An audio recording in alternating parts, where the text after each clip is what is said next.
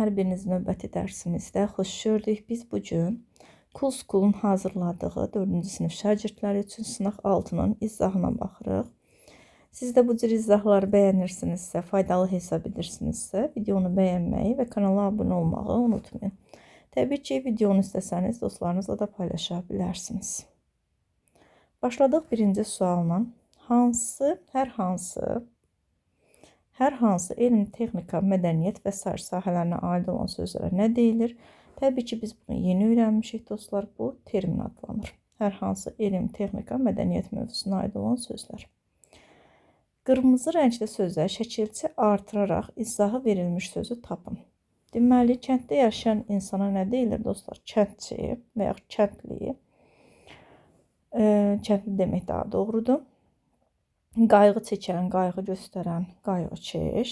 Kəndli və qayğıkeş sözləri ilə davam edirik. Baxın, A və B variantı ola bilməz. Ağıl, dərakəli, düşüncəli, bu isə ağıllı deməkdir. Cavab C variantı. Hansı cümlədə zərf işlənməmişdir? Hansı cümlədə zərf işlənməmişdir? Dünən maraqlı bir gəzintiyə çıxdıq. Dünən sözü zərfdir. Nə vaxt, nə zaman? Müdrik insanların sözünə əməl edin. İrəlidə çox gözəl bir park var. İrəli yer zərfidir. Müəllim bu gün iclasda xeyli danışdı. Xeyli miqdar zərfidir. Ancaq B variantında dostlar. B variantında zərf işlənməmişdir.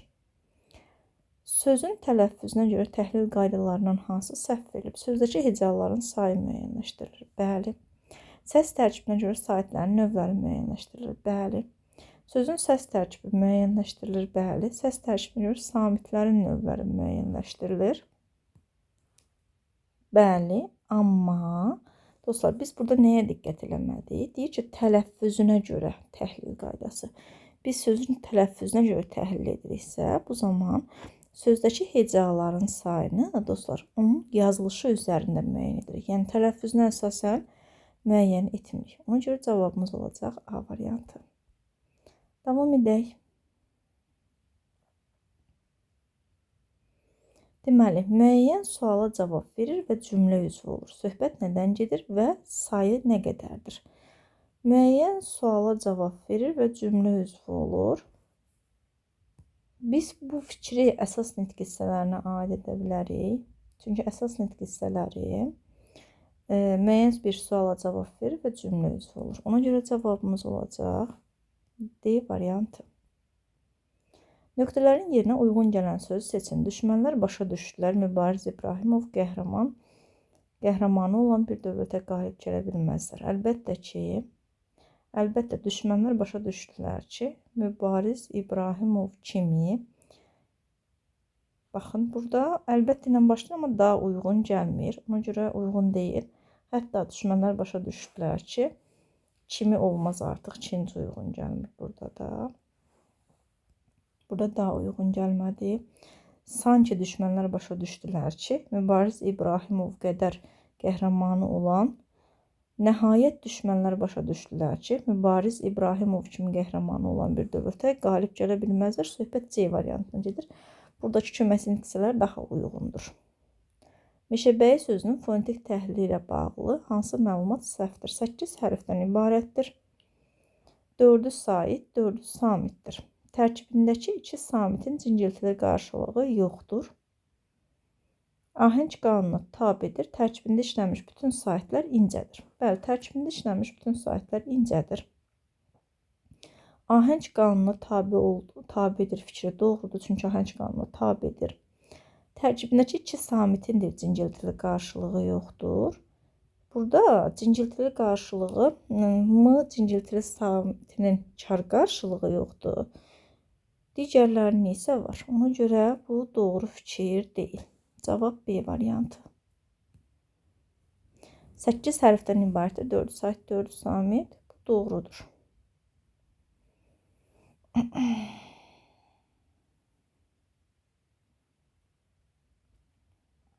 Hansı sözünün leksik mənası doğru verilməmişdir? Onlar kim sualına cavab verən əvəzlik? Bəli. Ağac budaqları və bərk gövdəsi olan çoxillik bitki. Bəli, fikir olaraq doğrudur. Hələ fikir olaraq qeyd edirik. Budaq ağac və kolların gövdələrindən ayrılan hər bir qol. Bəli. Qələm mürəkkəbə batırılıb yazmaq üçün ucu şiş və yarıq yazma aləti düzdür. Amma diqqət elədinizsə B, C, D-də verilən leksik mənadır. A-da verilən isə qrammatik mənadır. Cavab leksik mənası doğru verilməyib A-da. Çünki onlar sözünün qrammatik mənası verilib. Burada leksik mənası verilməyib. Davam edək. Növbəti sualın. Hansı sözlərdə həm ahəng qanunu pozulub, həm də uzun sait var? Deməli, maaş sözündə ahəng qanunu pozulmayıb. Sonra baxaq görək başqa. Xəzinə sözündə ahəng qanunu pozulmayıb. Deməli, 1 və 6 olan cavabları götürməyəcək. Yerdə bir dənə cavab qalır. O da 3, 4, 5-dir. İndi baxaq. 3-ə, 4-ə, 5-ə alim ahəng qanunu pozulub.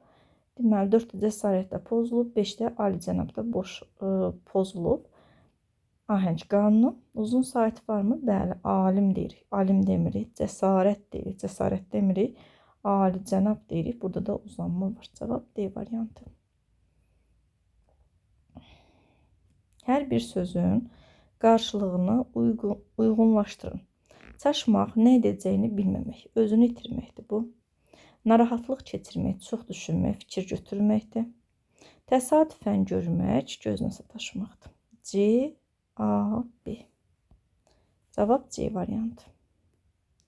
Hansı sözdə sait uzanması baş verib? Torpaq, qəribə, maşın, rəngsaz. Qəribə sözünə diqqət elədisə, qəribə demirik. Burada i uzanır, qəribə. Və ona görə də B variantında sait uzanması var. Yun corab birləşməsi hansı sxema uyğundur? Dostlar, yun sözü isimdir. Baxmayaq ki, burada necə sualına cavab verir. Necə corab? Yun corab. Bu ismin sifətin xüsusiyyətlərini daşımasıdır, amma sifət olmur. Sadəcə o sifətin paltarını geyinir. Cavab A variantı. Yun corab isim birləşməsidir. 13-cü suala baxırıq. Atam axşama zavodda işləyir. Cümləsinə nöqtələrin yerinə uyğun gələn köməkçinin hissəsi hansıdır? Atam axşama qədər zavodda işləyir. Sözlərdən hansında cəm şəkilçisi yazıldığı kimi tələffüz olunur? Mismarlar, baxın, sonu r ilə bitəndə mismarlar kimi tələffüz olunur. Qızlar, qızlar kimi tələffüz olunur. Sonra yoldaşlarına deyirik, r kimi tələffüz olunur, yoldaşlarına deyilir. Onun barmaqlarına burada q-x əvəzləməsi baş verir, amma lar olduğu kimi qalır. Cavab C variantı. Bizə lazım ki, cəm şəkilçisi yazıldığı kimi tələffüz olunsun. Davam edək. Sonuncu sualımızdan. Sözün səs tərkibi dedikdə nə başa düşülür? Təbii ki, sadəcə kar samitlər başa düşülmür, yazılışı sözün kökü başa düşülmür, sözün tələffüzü başa düşülür.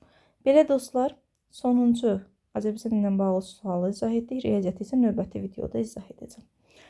Videonu sona qədər izlədiyiniz üçün hər birinizə təşəkkür edirəm.